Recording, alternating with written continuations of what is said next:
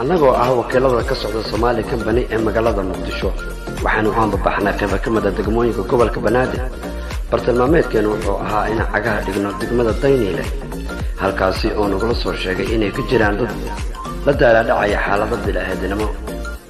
xilligan aan ognahay inay tahay bisha barakeysan ee Ramadaan haddana aysan jirin waxyaalo ay ku afuraan halkan waa kaam ku yaala degmada Daynile waxaa si mutadabacnimo ugu deeqay dadka deegaanka dadka ku dhibaataysan kaamkan ayaa ka soo barakacay gobolada dalka Soomaaliya kuwa ay la soo dirtay dhibaatooyin xagga nolosha waxay soo miciinbideen gudaha caasimadda Muqdisho ee Soomaaliya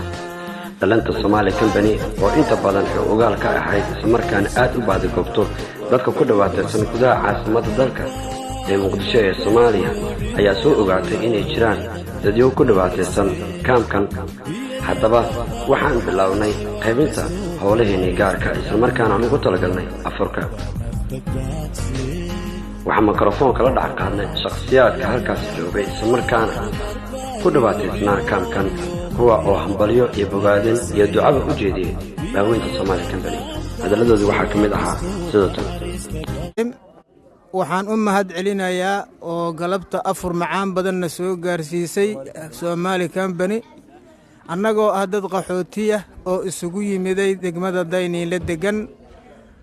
waxaan ku leeyahay khayr Allah siiyo way mudan yihiin duco badan bay naga mudan yihiin wax badan bayna soo gaarsiiyeen bismillaahir rahmaanir rahiim waxaan ku bilaabayaa magaca Ilaahay waxaan salaamayaa dadka noo soo gurmaday oo afurka noo keenay maxay ahayd waxa kale todoon u mahad celinayaa Maka Xasan iyo Mustafa oo yacni afurkayna ku soo dadaaleen isaakallahu khayr aad ayay u mahadsan yihiin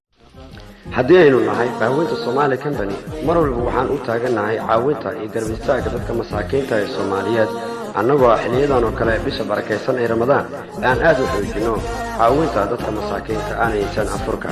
haddaba guntii iyo gabagabadii waxaa goobta ka hadashay gudoomisada howlaha guud iyo isku dubridka ahna wakiilka Muqdisho ee gudoomiyaha Nasreen oo baaqdheer u jeedisay dalanta reer Somali Company isla markaana ugu mahad celisay garab istaageen dadka masaakiinta ugu dambeyn hadaladeeda Nasreen waxaa ka mid ahaa alxamdulillah sida u jeedin galabteeto dadka Soomaaliyeed ee halkan joogo waxa ka farxinay ee Somali Company waxaana dhacday ma sha Allah dhalinyarta Somali Company in ay maanteeto dhalinyarta inta isxil qaameen ay maanteeto kaamkan Daynile ay wax soo gaarsiiyeen Somali Company dhalinyarteeda insha Allah taala intaan in ka badan la idin kaga fadhiya waa mahadsan guud ahaan waxaa halkaas ku soo afmeerinaa barnaamijkeennii afur walaalkaaga ee Somali Company